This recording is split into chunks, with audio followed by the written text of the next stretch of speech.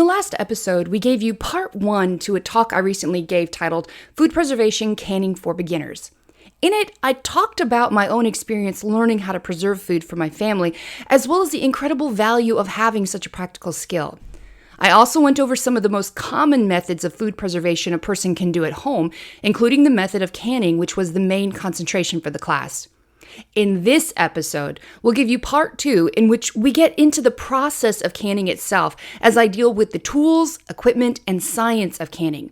If you're a note taker, this is where you may want to get a notepad and pen out, as we cover a lot of material in a short amount of time. With all that said, let's jump right in. So, tools and equipment. I want to go over just really fast and explain different things, how to use these tools. Now, I should have stated this from the very beginning. I'm not a professional. I'm sorry if you thought you were coming to professional class. I'm not a professional. I don't have a degree in canning. I don't have any letters following my name. I'm just a mom, and we farm, and I've learned over time how to do these things. And so I want to share with you what I have researched, the things that I have discovered along the way, to hopefully help answer questions that you might have, or just to make you start thinking. And I always say the best question in the world to ask is, why? Why is it done that way? If you can ask why, not a snotty-nosed little kid, why? Like, no, not like that, but truly a question of why? Why? I want to know. I desire to know. I want to understand why. If you can have that, canning is a piece of cake, because you will uncover what you need to know, and you'll be able to have the tools to piece it together. So any obstacle that comes in front of you, you'll understand how to solve the problem, and you can do it in a safe manner with confidence, all of that. But just asking the question, why? Why do we do it this way? So the first thing I want to show you is, it's called the jar lifter or jar tongs. And this piece and a couple of the other ones usually come in a standard pack. But this, some people are like, oh, well, we don't need that. I mean, I can just pull it out. No, you can't. Because when you are doing water bath canning, your jars have to be covered 1 to 2 inches with water. That means that when you go to lift your jar and you're putting it in there, by the time you put the last jar in there, that water is going to be up over the top of the lid. That means where your finger is going to go if you're holding it in boiling water up to here. That's going to hurt, and you're going to drop your jar. So I'd prefer you not do that, and save yourself some burnt fingers. Just get the jar lifters. Okay, they're not that expensive. Mine actually, this is my mom's inherited set that she gave me. I like it because it stores really easy. I just take them apart and they lay flat. So your jar lifters, that's one of the things you would have. The second one would be a funnel. And again, you could fill your jars using a ladle and not using a funnel, but when canning, some of the important things you want to remember is cleanliness is key, especially on your rim. You're always going to be checking and cleaning this rim before you put your lid on. Why do you think that is? What happens if you have food on that rim and you put the lid on? It's not going to seal, and you will have ruined the entire batch. You'll have to either rebatch it or you got to eat it because it didn't seal. You're not going to have that jar to be able to put on a shelf and save it for later. It's not the end of the world if a jar doesn't seal, but you want to keep those rims as clean as possible. You want to keep the outside of your jar as clean as possible. It is a mess when your jelly leaks all over, and you go to store it and you're like, oh, my hands are sticky, and you got to scrub all your jars off before storing them. A simple way of avoiding that, just get the funnel. It's a couple dollars. And again, they come in a set. So the funnel sits perfect on top of a regular mouth lid as well as a wide mouth jar lid. Will set right inside there. So those are 2 things that I would recommend as being essential. The next one is called the headspace ruler or bubble popper. Now, I will admit, as long as I have been canning, I just recently purchased this. And the only reason why is because one of the new recipes that I started doing called for a 1/4 inch headspace, and I'm like, what in the world does that look like? Everything I'd been doing was like 1/2 inch headspace, 1 inch headspace, and I can tell you exactly where that is, just looking at it. 1 inch headspace, always at the very bottom of the screws. I don't even need to measure or anything. I know it's always going to be at the base of the screw on the jar. That's 1 inch headspace. 1/2 inch headspace is when I put my funnel in, the liquid will stop right at the bottom of the funnel. that's 1/2 inch headspace. I can visually see it, but I couldn't do a 1/4 inch headspace, and it was driving me bonkers because I wanted to make sure it was exact. So this little thing, you'll see those stair steps on there, you put, for a 1/4 inch headspace, you rest it on the lid, or the rim, and it shows you. The food should stop right at the base. So for every measurement you're doing, until you get a visual memorization of where it is, this little gadget does come in handy. And then the other thing is a bubble popper. You're supposed to take it, and in order to get rid of bubbles in the jar, air pockets, you're supposed to slide around the inside of your jar, pack it down. Now, I've always used a butter knife, and apparently you're not supposed to do that because they're like, oh, you'll chip your jar, you'll shatter your jar. I always used to think, what in the world? What do you think we're doing? Like, you're not cramming and trying to kill your jar. Like, you're just gently sliding it inside there. I mean, how? Sometimes, again, why? So you could use a butter knife. You don't have to have this. You could use a chopstick. Some people are like, no, by the book. It has to be by the book. Well, the book says to use the official tool. You can fudge that, all right, as long as you're careful with it. But the measurement is nice and handy, and it does, it's a very versatile tool. And why is headspace important? If you're not familiar with the headspace, up there I'm showing the picture, it's this space. It's going to be from the bottom of the lid to where the food begins, all right? That is your headspace. That is a pocket of air that's left in every jar. Now, in recipes, they're going to give you processing time, and they will give you headspace measurements along with, ingredients and procedures of how to do it. 2 things you will never, ever, or I should say, unless you're doubling processing time, but you're never going to lessen it. You're not going to change your temperature unless it's altitude, but you do not change the headspace, and you practically never change the processing instructions. And the reason for that is because that oxygen, if you have too much space in there, do you think it's going to seal properly? No, it's a vacuum seal. So in some jars, when it says 1/4 inch headspace, keep it at 1/4 inch headspace. The heat, there's not enough heat in there. The processing time's not going to heat it enough to where it's going to keep pulling and then suck that lid down. If there's too much air inside there, it's not going to get a good seal, which means your food can spoil faster. So headspace is important. If it says 1 inch headspace and you put 1/2 inch headspace, you have too much food in there. What's going to happen is while you're processing it, everything is going to go blah, blah, blah, blah, and it's going to come out your jar, which means that it's got food on the rim and it's not going to seal. All right, so headspace is important. Another little gadget here, which is my recent little find. This is Christmas. I got it for Christmas. I was so excited. It's like $2. It's a little lid magnet. And why this is so nice is because when you have to heat your lids in a pot of boiling water, a little saucepan of water, I've always used a fork, but I'm over there like trying to flip it up and then catch it really fast without touching the boiling water. This little gadget is so fun because you just boop, you put it on your jar. You're done. You don't have to touch it even. It's kind of like a little splurge thing. Again, not necessary. You can get it out with a fork or a chopstick or your good old butter knife. Don't knock the butter knives. But this does make it handy, and you don't have to worry about burning yourself, and it's not that expensive. There's other things also like a wooden spoon. Mine has gone through the war. I've been learning more about treating wood, and actually you're supposed to condition them, just like a cutting board. If you condition it, it won't split like that, but mine is just old. And the reason this spoon is different than other spoons is look how tall it is. Now, when you're canning, if you've got big pots or sauces that are going, these are stock pots, all right? Stock pots are going to be your best friend when it comes to doing things like soup, applesauce, spaghetti sauce, big bulk items. You need big pots to cook down large amounts at one time, unless you're doing small batches where you can use like a soup pot, your little Dutch soup pots. But this, you need to be able to get all the way down without sticking your hand in the food. The taller the pot is, the taller the spoon needs to be, because you need to scrape the bottom of it. Now, speaking of the stock pots, I'll just mention here, no 2 stock pots are created equal. That's why they cost differently. There's more expensive and there's cheaper. On these, you can feel the weight difference of them. They're different shape, but that's not the big deal. It's the bottom disc. And I don't know if you can see from there, but see, this one has a thicker, it's heavier disc on there. That means that the heat is distributed more evenly. It cooks more evenly. So food is less likely to burn when you have the thicker disc on the bottom, like the copper discs on the bottom. Those are going to be the more expensive type of pot. Now you can still use any thick stock pot. Just be aware that you're going to have to do a lot more stirring and watch your heat when you cook things. You don't want burnt applesauce.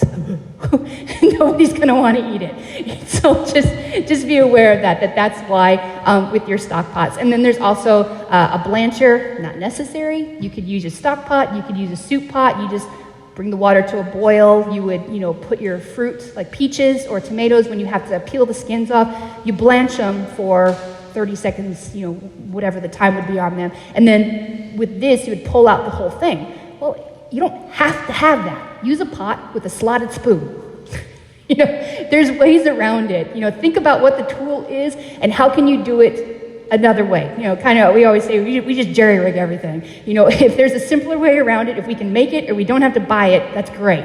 So those are just some of the other type of essential/non-essential tools. You can get by without it.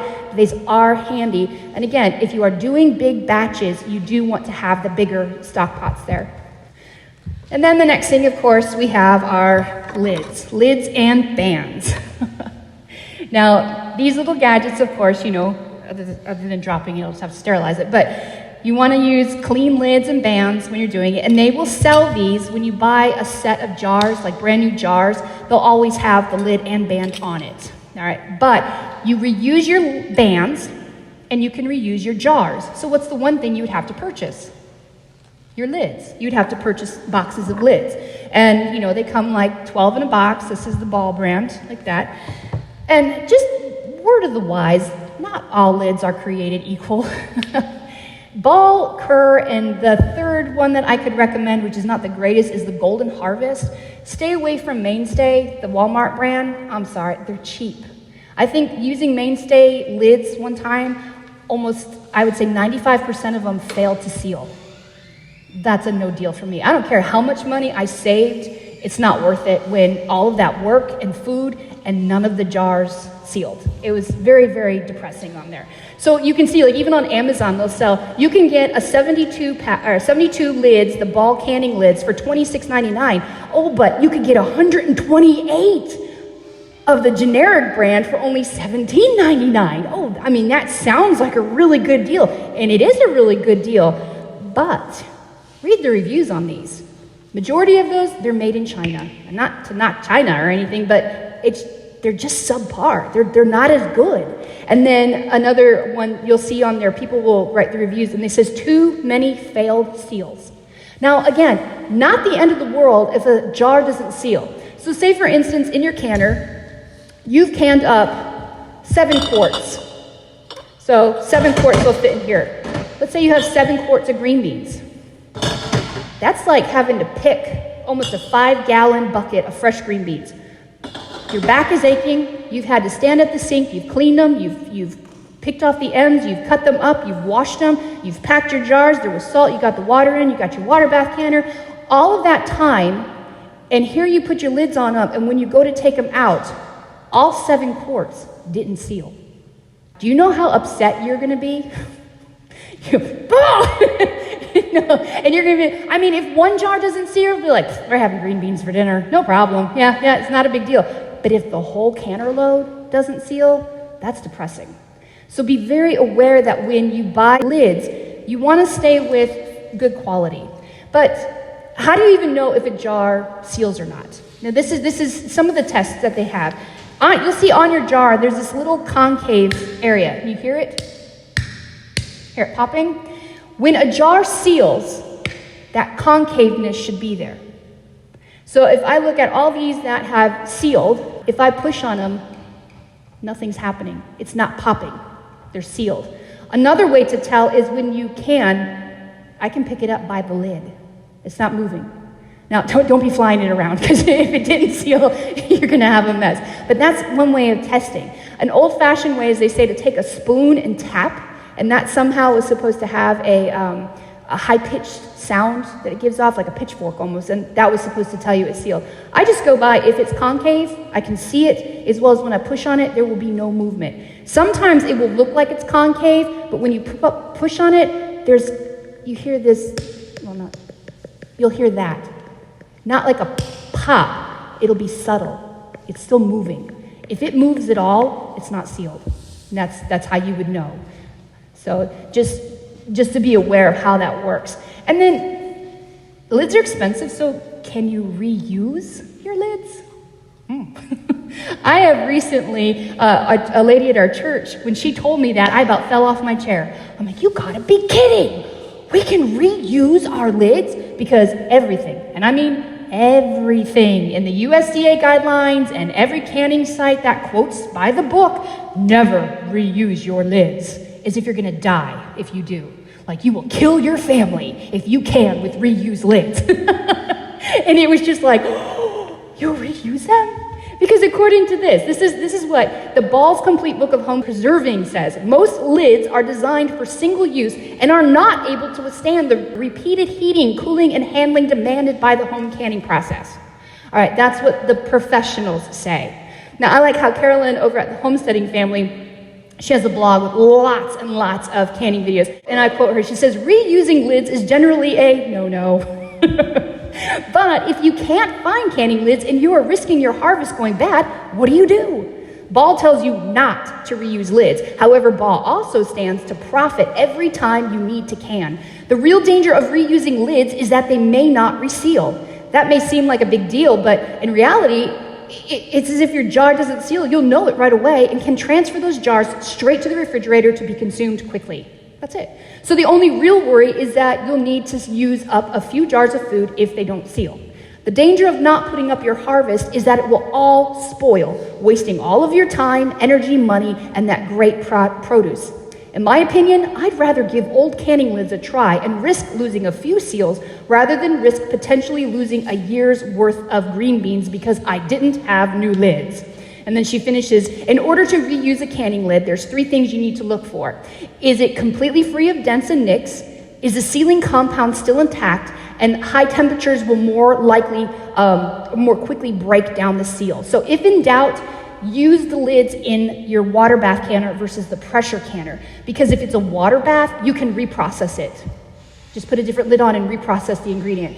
If it is a pressure canner, if you try to reprocess it, your food's gonna be mush because of the temperatures and the process. So if you're afraid a lid is not gonna seal, put it in your water bath canner. I have at home, I have a separate little container that after I pop open the lid of something, I wash it off, put it in the dishwasher, let it go through the washing cycle, and then make sure it's dry. And I have a little tub in my drawer. I put all my used lids in that tub, so I know those are my used lids. Then when I go to can, for my family, this is stuff, if I'm giving it away to somebody, or like even in our store, we sell cottage foods, I don't reuse my cans, jars, or anything for those. Whatever is in our store, if it's a gift to give to somebody, I always use brand new. That's just me. I think that's the best quality, and that way there's never any question about it. But for our family's consumption, because good grief, we can go through over 150 lids in a season. Easy, totally easy. I mean, we usually can way more than that. But I'm not gonna go out and spend buku bucks on lids that I reuse, if I can reuse it. And so what I do is every time I go, if I'm canning up some beans or whatever, I'll go and dig around in that bucket and I'll pull out and be like, okay, do I have any dings on it? Is it dented? Is it, does it have any rust stain from oxidation? Anything like that. I'm just visually examining it. Now here's the thing. The USDA guidelines will tell you, you cannot reuse a lid. Why? Because they don't want to be held liable. They can't tell you across the board, this is how you should examine it. And they can't, for each individual lid, you have to be the one to do the visual examination. You have to be the one to make that decision. They cannot. Therefore, they, for their legal procedures, have to say, you can't do it. It's unsafe. No, be an informed consumer. All right? You can reuse your lids. Just make sure you are looking to see dents, dings, is the rubber still good? Is there erosion on there? Anything like that, you can reuse them. So that's just my little public service announcement for that one. And hopefully we'll save you some money in the long run. Now we come to jars, all right? And here you see there is just a plethora of jars, all the different sizes from 4 ounces all the way up to 64 ounces. And that's not even including pickle jars. The pickle jars are the 1 gallon. 128 ounces in there. I've never canned in a gallon. I don't even have a piece of equipment big enough to do that, but they sell it at Sam's Club in gallon jars. But 4 ounces all the way up to 64 ounces. And the biggest thing you need to remember is that wide mouth jars are that. They're wide mouth, they're open, meaning you can get your entire hand inside. Now that comes in handy for when you need to be scrubbing out your jars, like you need to get your hand in and scrub it out, but also more practically when you're packing thick chunks of things. So pickles. Pickles would be a good one. You've got spears that have to go down, stand up straight, or maybe it's asparagus that you need to get to stand up straight, a certain way. When we do meat, any type of meat, I always put it in a wide mouth jar. It's easier to pack, and it's really easy to be able to scrub out those jars after we get the food out, because meat just likes to stick around the inside. Sometimes it's got that like foamy stuff from the fat. So yeah, wide mouth jars are the way to go. Fish, even when you're canning fish, you'd want wide mouth. But if it's a liquid, think sauce, jams, jellies, anything like that, you can pour it. So those would go in your regular mouth jars. Onto the water bath canner. Now I've already kind of showed you guys this. A regular standard aluminum water bath canner can hold up to 7 quart jars or 10 pints. That's for this circumference, the standard. Can you use other containers as a water bath canner? Yeah, you can use any container you want, any pot you want. Just make sure it has a lid and that you can get something on the bottom to hold the jars up. This is the important part. This is actually from the pressure canner. It's called the canning rack. They usually come, some of them, like if you buy this as a set, it'll come with the canning rack like that, where it hangs over the side and you can load all the jars and then drop it in nice and, nice and fancy. Or you can do the jerry-rig method. If you have the pressure canner, this came with your pressure canner. So guess what you can do? You can put it inside your water canner. You can use it either way. If you don't have one of these and you don't want to spend one of these for a water canner, use your butter knives. I'm telling you, butter knives are like the golden rule in canning. They can be used for everything and anything. But put some butter knives down in the bottom of the pan, or extra rings. If you have used lids that aren't good enough to reuse for canning, don't throw them away. Put them in a baggie and set them aside and use those for the bottom of your canner. So any pot you use, you put those extra lids down there, what you're doing is creating a barrier. You never ever want to put your jar directly onto the bottom of a pot. Never. They will shatter. That's the reason for it. It's very important. That is key. So again, you can reuse your canner rack part or butter knives, lids, all that. The key to water bath canning is you just need to make sure that your jars, whatever size jar you're using, is covered with 1 to 2 inches of water. Okay, that's the key. That's how you know. 1 to 2 inches of water over the top of the band. So I mentioned how doing half a gallon, it's too tall for this, meaning that I could only get like half an inch of water and it would just spill over if I tried to use that for canning half-gallon jars. So I use the pressure canner because it's taller, it's 23 quart, and I can get 4 half-gallon jars in here at one time to water bath can. I just fill it with boiling water. I don't latch it to where it seals it. I want the steam to escape just like I would in a regular pot. But it's all about the height. It's all about the height. And then when thinking about jars, I didn't mention this, and I need to, is that think about how much your family will use. Back to the half-gallon jar, that technically is a no-no, according to the officials. You are not supposed to can tomato soup in anything larger than a quart jar. That's what they say. But again, why? Why is it unsafe? What do they say about that? The more I started researching in that, the only conclusion, the only information that I could come up with was that not enough people eat that much in one sitting. So because it's in such a large quantity, the fear is that it will stay in your refrigerator and go past the 3 to 5 days where it needs to be consumed, and therefore start to breed the bacteria in there and give you food poisoning. You get sick from it.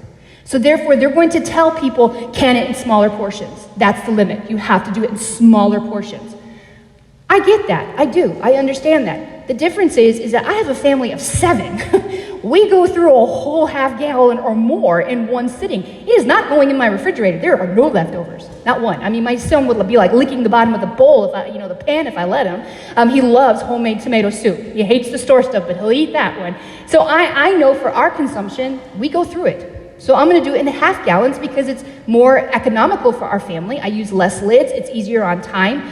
I've just done it. So what do? I take the instructions and I double the processing time to make up for the double volume and make sure that I'm putting it in a pan or a pot big enough to cover. I follow all the same processing procedures.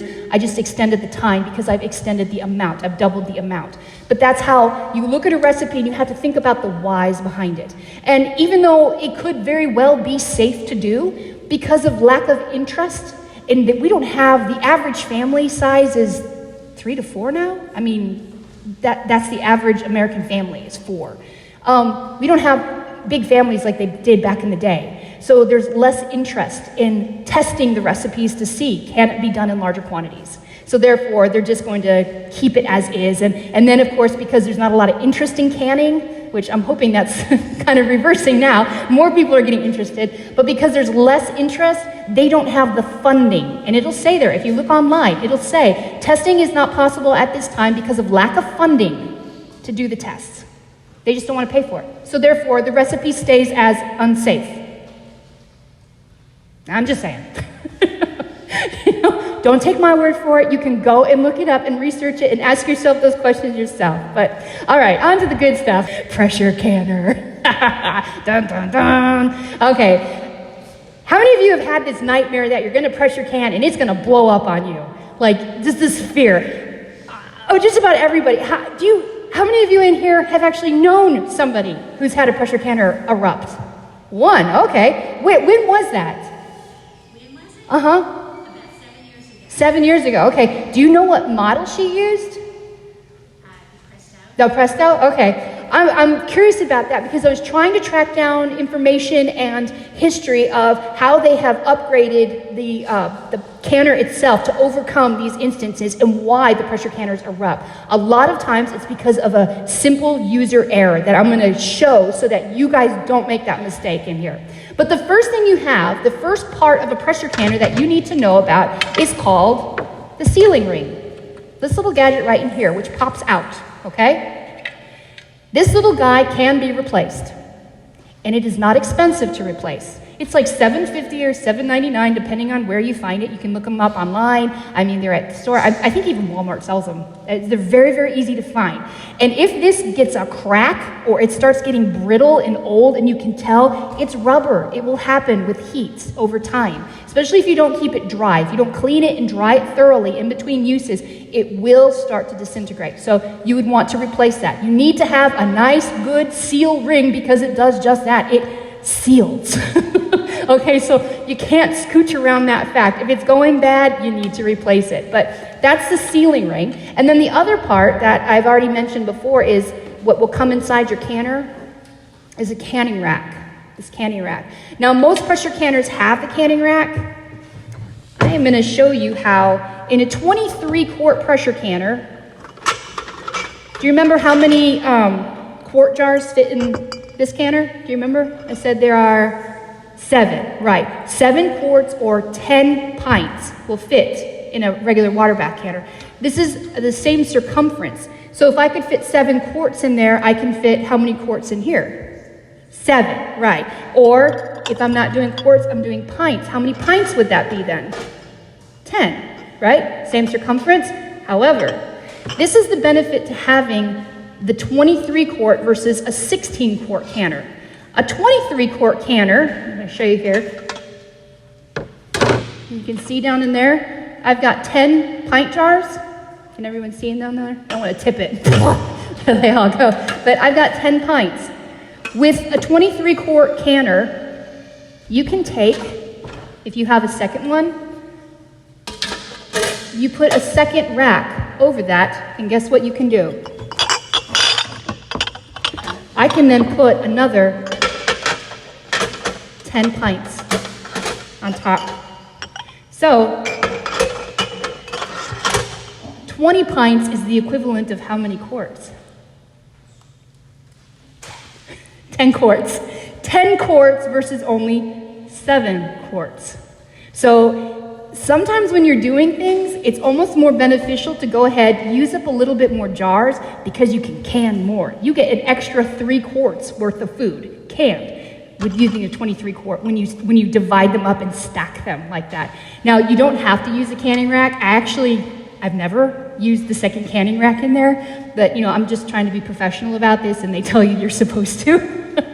They just tell you when you do your second stack, try to stagger the jars. Don't stack one right on top of the other. Stagger them so that they're in between. That's how you can do it. If you have an extra canning rack just laying around, or you inherited one, or you find them at garage sales, people don't even know what to do with these. They're like, oh, it doesn't look very pretty here, 5 cents, and they'll sell them at their garage sales, or you might find them at flea markets. But you'll pick them up. They're great. Having them, interchange them between your pots and all that. But you can use this as the middle rack and do another 10 pints right on top of it. So you get 20 pints in a 23 quart canner. So that's pretty awesome when it comes to saving time.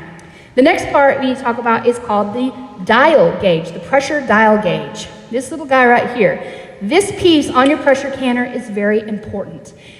Number 1 rule, do not get it wet. I cannot stress that enough. Don't get it wet. Do not submerge it with water. Don't put water no. It's tempting to be like, oh, I'm just going to chunk the whole thing into the sink and scrub it out after you use it. No, please don't. Please don't. Don't get it wet. The reason is that if you get this wet, the chances are you've ruined it, which then when you go to pressure can, it's not going to give you the accurate dial gauge. What happens with that? That means that you think you're processing it at the correct PSI, and it's not. It could be below. And therefore, you think your jars are properly canned, and they are not, and you won't know it. And that's how people end up contracting something called botulism, which is a deadly bacteria. It will kill, and you will have no idea it's there. You won't know because you thought you followed the instructions. Very, very important. They even have guidelines inside the canner book that tell you how you can go and get it calibrated to make sure that your gauge is correct. So say, for instance, you inherited an old pressure canner from somebody, or you bought a used one. You just want to make sure that the dial gauge is good. You don't know if somebody dropped it in water and that's why they're selling it. Well, it doesn't work. You can buy this replacement part too, but have that checked. Make sure this dial gauge stays dry and it's in good condition. All right, so that's that little point right there. The next part is the pressure regulator, this little thing, which some people call it a weight, the pressure weight. It's the pressure regulator. And then you have this little device here is called the vent pipe. These two go hand in hand. The weight or regulator is going to sit on top when it's going through the process. And this is the piece that you hear, it'll be rocking.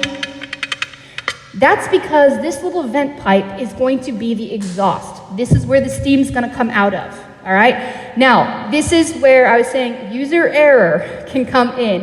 If this vent pipe gets clogged, air cannot escape. The steam cannot escape. And what's going to happen inside that is if the lid is locked, it can't move, the steam can't go out, it's just going to keep building and building and building and building, and that's where a pressure canner could erupt. So how do you prevent that? You always clean the vent. Always. After you've cleaned it, before you store it, before you use it, to make sure you remember to do it, but when you put it away, you always. And the ways you can do that is, one, you can hold it up and you should be able to see light straight through, a perfect circle. That's when you just hold it up to the light and you can see there's nothing blocking it. The other way is just to take a paper clip, plain old paper clip, straighten it out, poke it through the hole. It's as easy as that. You just don't want anything blocking that vent pipe. It needs to be clean. That is so, so important. And this is what it's going to look like when we do that. This is what you should see if it's clean. You should see steam coming out of that pipe. If you don't see steam coming out, but you hear things rattling inside there, chances are it was blocked. All right, and you would want to turn the heat off, stop the whole process, whatever, and make sure you have cleaned it. So 2 most important parts, don't get that wet, make sure that's clear, okay? Those are the 2 biggest things on there. But if you had user error and you forgot to clean the pipe, how did Presto put into the canners a safety feature? There are 2 safety features on these canners. The first one is the overpressure plug. And that's this little rubber piece right here on the top. Sorry, I'm not pointing at it. That little rubber piece is called the overpressure plug. Now, when pressure starts to build, it will pop up. It will push up just slightly, and it kind of like it latches in place. If your vent pipe is clogged, and no pressure is coming out. And it just keeps building and building and building inside it. Once it hits about 20 pounds pressure and it's still increasing, this little plug right here will go poof and will blow out. Therefore, it has made its own vent. You'll just have an open hole there and steam will be shooting out of it. That's how it depressurizes. It releases the air. This is a built-in safety mechanism. If it blows out, you can buy replacement parts. If it gets cracked or dinged or anything, again, these are really inexpensive. They're just little rubber pieces like the ceiling ring. They're very inexpensive to replace. So now you know that if you happen to forget it and it's overpressurizing, it does have a way of releasing. It's not going to explode in your kitchen. The other feature that it has is called the air vent or cover lock. Now inside all the Presto canners, they have this little, it's a piece. See this metal piece sticking up on the edge? Let me see it better that way. See that little latch right there? It's right on the rim of your pressure canner. There's also instructions here that say to line up your lid, and there's an open and a close. So it shows you to close it, you turn it this way. To open it, you turn it this way. So it would lock in place. I can't pull the lid off. In order to take the lid off, I'd have to turn it and unlatch it and then take it off. Well, once you have put your lid on, say pressure is building inside there. This little device, right down there, see how it moves? It's very lightweight. That little device, as steam starts to build, air is lighter than steam pressure. Pressure is more dense. As the pressure and steam build, it pushes all the air out of the air vent, and you'll see this. That little piece pops up. Once that piece pops up, it has locked the lid in place. So you can't all of a sudden be like, oh, I forgot to put, I need to put this extra thing in there. It hasn't reached, high pressure yet. I'll go ahead and just open the lid. No.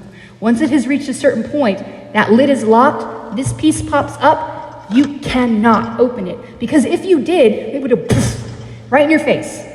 That's how accidents and damage happens. So that lock is another safety feature. And this is what it's gonna look like as it's happening.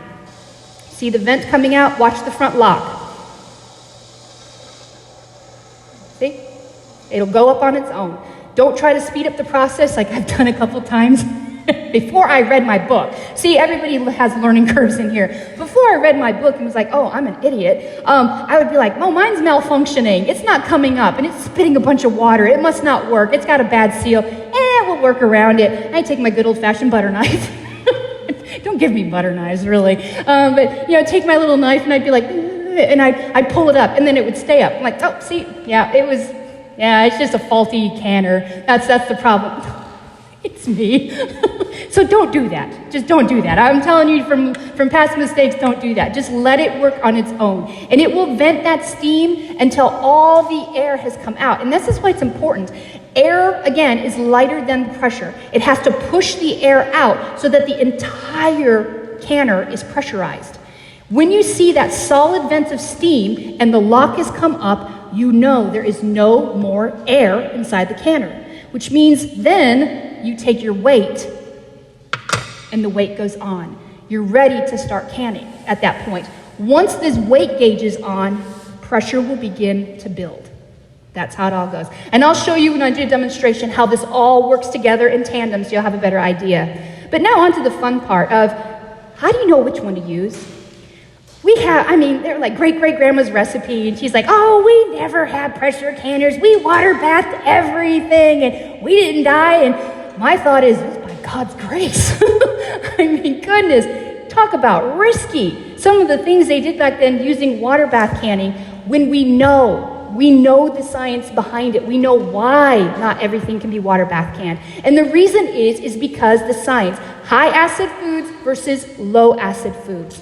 High acid foods are going to be, of course, jams, jellies, pickles, your fruits, all of those, because sugar is high in acid. Vinegar, to use pickles, is high in acid. You can take cucumbers, which of course cucumbers would be a low acid food, but when you've put them into that brine and you've filled filled your jars with that vinegar solution, they become high acid. Therefore, they're safe to water bath can.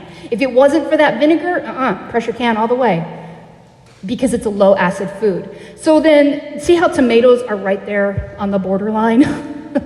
They can be high acid, but then depending on what you add to them, they can be low acid. So it's like this. Up until recently, the cottage food laws to be able to sell products to people, this has been like the biggest debate. They told us we couldn't sell salsa and we couldn't sell pickles because those are low acid foods. It's like, what? You know, salsa is not low acid. That would be considered high acid, but depending on how you make it. How many bell peppers do you put in there? How many fresh onions do you put in there? See how those are all low acid foods? And so their concern is that when you add all of these other low acid foods to a tomato product, you've changed the acidity, meaning it's then on the low acid side and would need to be pressure canned. I'm like, okay, well then we'll just pressure can everything and it'll be okay. And apparently that's not good enough for them either. They don't want home canners doing that. So rules and laws are getting changed little by little over time, but that's still something that they want you to continually test the pH of your food. But this just explains how high acid versus low acid. So when you're looking at a recipe and maybe it said you can water bath can it, always look at all the ingredients, always. Because again, on Pinterest, on, just even looking at the website, I have found so many recipes. I mean, if I sat there and wrote out every single blog post or YouTube video that I found that had a recipe that according to the USDA guidelines is like, no. I'd have hand cramp like this. I mean, it would take me a year to write them all out. There are so many. So if you don't understand the method and the reasoning why, you could potentially make something that could be harmful. I'm not telling you that all these people, they're all going to die, because apparently they haven't. They're still writing their blogs and doing their videos. They haven't died, but there is a chance. And I'll give you an example of that. Up until 1988, when they were doing the revisions for the USDA guidelines, as well as the ball blue book preservation. And I have a copy of the newest one here that they have, where they have all the recipes and everything in them. In 1988, they went back and redacted. They took out several recipes that had been in the older versions of the book, because in the science laboratory, using those recipes, they could not get consistent results when it came to canning. Specifically, it was summer squash. Now, I've seen 10 to 15 different ways of canning yellow squash and zucchini. Cut it in slices and can it, and it's perfect for frying. Okay, well, you're using a pressure canner for that. Yeah, it's a low acid food, it should be okay, but when you go back and you research and you start to ask the why not? Why can't you do this? Why do they say you can't do this? What's the big deal? A lot of times it's because these people are using old versions of the cooking book. You're like, oh, my grandma used this and I inherited it. Okay, well, that's their reason. But in the laboratory, it states, in the online government websites for the USDA guidelines, it states in there that after testing those recipes, they could not get consistent results, meaning that every time they made the same batch of zucchini using the same processing times, the same pressure canning method, everything, that some batches would work and they would have the correct pH level and would seal, others did not, which meant that it's almost like this 50-50. You could get botulism, you couldn't. You might not. That is totally up to you. You have to be able to understand and say, do I think it's worth the risk? I'm just throwing it out there, that's why they took it out. And the reason behind it is because a lot of times it has to do with the vegetable density. Now, you can winter squash. Who knows what a winter squash is? What are some of the varieties? We've got acorn, butternut, and jack-o'-lanterns, pumpkin. Yeah, those types of winter squash. And you know how when you're peeling them, they're really, really firm? A lot of times you got to cook them a long time to soften them. Even to make a pumpkin puree, you have to cook the pumpkin and then scrape it out and then puree it. When you cook it, it maintains its shape. Whereas what happens when you cook zucchini or summer squash, yellow summer squash?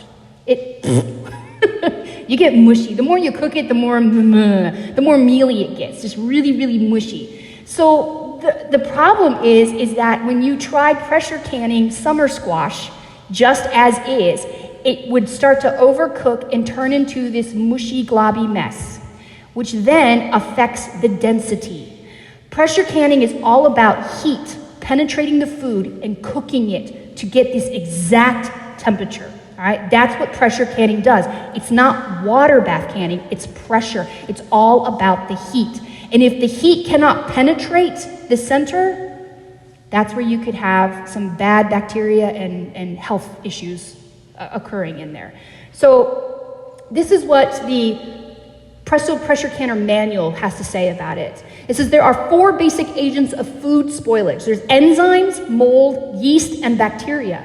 Canning interrupts the natural spoilage cycle so food can be preserved safely. Molds, yeast, and enzymes are destroyed at temperatures below 212 degrees Fahrenheit, the temperature at which water boils. Therefore, boiling water processing is sufficient to destroy those agents. But bacteria, however, are not as easily destroyed. The bacteria Clostridium botulinum produces a spore that makes a poisonous toxin which causes botulism, which we all know is a very, very deadly bacteria to contract. Very deadly. This spore is not destroyed at 212 degrees Fahrenheit. In addition, the bacteria thrive.